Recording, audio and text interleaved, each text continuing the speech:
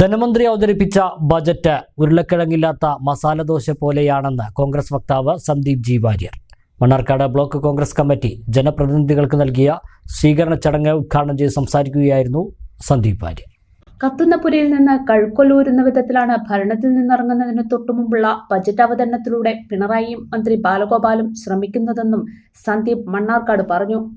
Mannarkkad block Congress committee ജനപ്രതിനിധികൾക്കൊരുക്കിയ സ്വീകരണം സന്ദീപ് വാര്യർ ഉദ്ഘാടനം ചെയ്തു. ഖജനാവ് കാലിയായിട്ട് കാലങ്ങളായി. പണമില്ലാതെ പദ്ധതികൾ എങ്ങനെ നടപ്പാക്കും? കേരളത്തിൽ നടപ്പാക്കിയ പദ്ധതികളെല്ലാം കൊണ്ടുവന്നത് UDF സർക്കാരാണ്. 10 വർഷം ഭരിച്ച ഇടത് സർക്കാരിനെ പുറത്താക്കാനുള്ള അവസരമാണ് വരുന്നത്. ഇനിയുള്ള 100 ദിവസം കഴിഞ്ഞാൽ കേരളം കാത്തിരുന്ന ആഗ്രഹിച്ച UDF അധികാരത്തിലെത്തുമെന്നും സന്ദീപ് മണ്ണാർക്കാട് പറഞ്ഞു. അധികാരത്തിന് പുറത്തു പോകുന്നതിന് മുമ്പ് കത്തുന്ന പുരയിൽ നിന്ന് അവസാനത്തെ കഴുക്കോലും വലിച്ചൂരി കൊണ്ടുപോകാനാണ് പിണറായിയും ബാലഗോപാലും ശ്രമിച്ചുകൊണ്ടിരിക്കുന്നത്. ബാലഗോപാലിന്റെ ബജറ്റ് എന്ന് പറയുന്നത് ഉരുളക്കിഴങ്ങില്ലാത്ത മസാല ദോശ പോലെയാണ്. പേരൊക്കെ മസാല ദോശയാണ്, പക്ഷെ ഉരുളക്കിഴങ്ങില്ല. പ്രഖ്യാപനങ്ങൾ മാത്രമാണുള്ളത്, പക്ഷെ ഫണ്ടില്ല, നടപ്പാക്കാൻ പറ്റണ്ടേ? ബാലഗോപാലിന് ഈ ബജറ്റ് നടപ്പാക്കണമെങ്കിൽ ഖജനാവിൽ വല്ലതും വേണ്ടേ? ഖജനാവിൽ പൂച്ച പെറ്റി കിടക്കാൻ തുടങ്ങിയിട്ട് കാലം കുറയായി.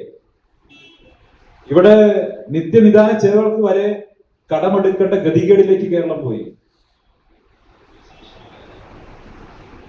കേരളത്തിലെ ഇൻഫ്രാസ്ട്രക്ചർ പ്രൊജക്ടുകൾ മുഴുവൻ പലയിടത്തും പാതി വഴിക്ക് നിൽക്കുന്നത് സർക്കാരിന് ആവശ്യമായിട്ടുള്ള ഫണ്ടില്ലാത്തതുകൊണ്ടാണ്. എന്തുകൊണ്ട് ഫണ്ടില്ലാതെ പോയി?